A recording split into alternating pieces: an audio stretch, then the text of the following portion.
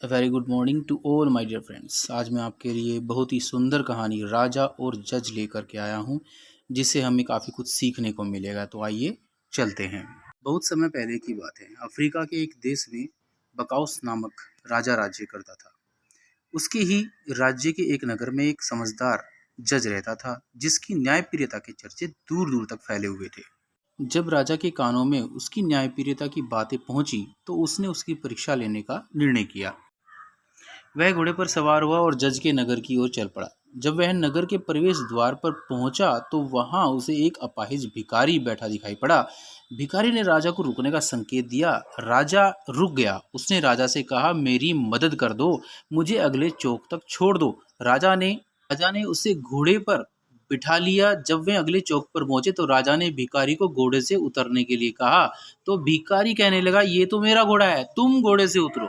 दोनों में बहस होने लगी। लोग उनके आसपास इकट्ठा हो गए। बहस बढ़ती देखकर लोगों ने मशवरा दिया कि वे लोग फैसले के लिए जज साहब के पास चले जाएं। दोनों कचहरी पहुंचे। कचहरी में बहुत भीड़ थी। जज साहब एक एक करके सबको बुलाकर उनकी दलीलों को सुन रहे थे।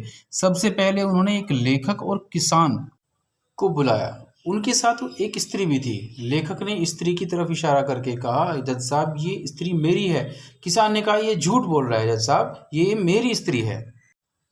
जज साहब ने उनकी दलीलें सुनी, उनकी बातें सुनी। लेखक और किसान को उन्होंने अगले दिन आने के लिए कहा।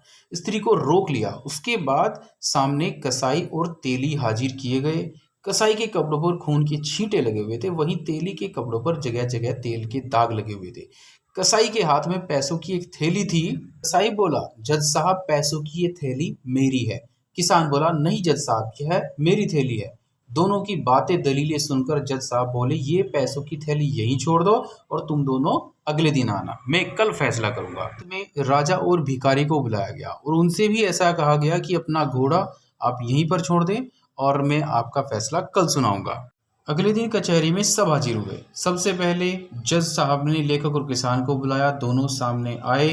जज साहब ने फैसला दिया कि ये स्त्री एक लेखक की पत्नी है, किसान झूठा है, उसे 50 कोड़े लगाए जाएं। उसके बाद उन्होंने कसाई और तेली को बुलाकर फैसला सुनाया और कहा कि ये पैसों की जो थैली है वो कसाई की है, झूठे तेली को 50 कोड़े लगाए जाएं। अंत में राजा और भिखारी को बुलाया गया। जज साहब ने दोनों को लेकर अस्तबल में पहुंच गए और अस्तबल में कई घोड़े वहां पर बंधे हुए थे। पहले जज राजा को लेकर अस्तबल में गया और घोड़े को पहचानने के लिए कहा। राजा ने घोड़ा पहचान लिया। उसके बाद वह भिखारी को लेकर अस्तबल में गया। भिखारी ने भी घोड़ा पहचान लिया। सब वापस कचहरी में आ गए। जज ने फैसला सुनाते हुए राजा से कहा कि वो घोड़ा आपका है। राजा जज साहब के निर्णय से बहुत अधिक प्रभावित हुआ। कचहरी की कार्रवाई समाप्त होने के बाद राजा जज के पास गया और उनसे पूछने लगा कि जज साहब, मैं जानना चाहता हूं कि आपने ये सब फैसले कैसे लिए।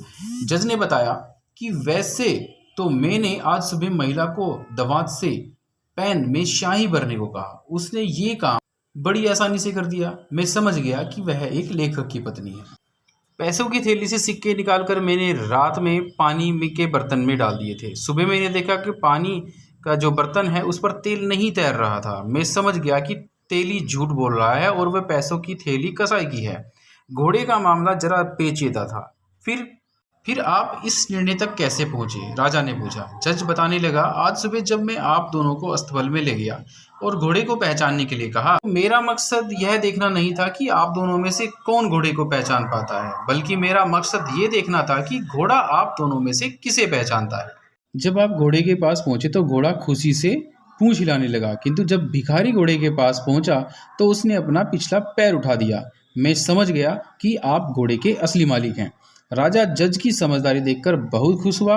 उसने अपना परिचय देते हुए जज को इनाम देना चाहा, पर जज ने विनम्रता से मना कर दिया और कहा, ये तो मेरा कर्तव्य था और मैं पूरी निष्ठा से अपना कर्तव्य निभाता हूँ। तो माय डियर फ्रेंड्स, इसी तरह की नई नई कहानियाँ सुनने के लिए, देखने के लिए मेरी इस चैनल को लाइक, शेयर और सब्सक्राइब करना न भूलें। Thanks for watching.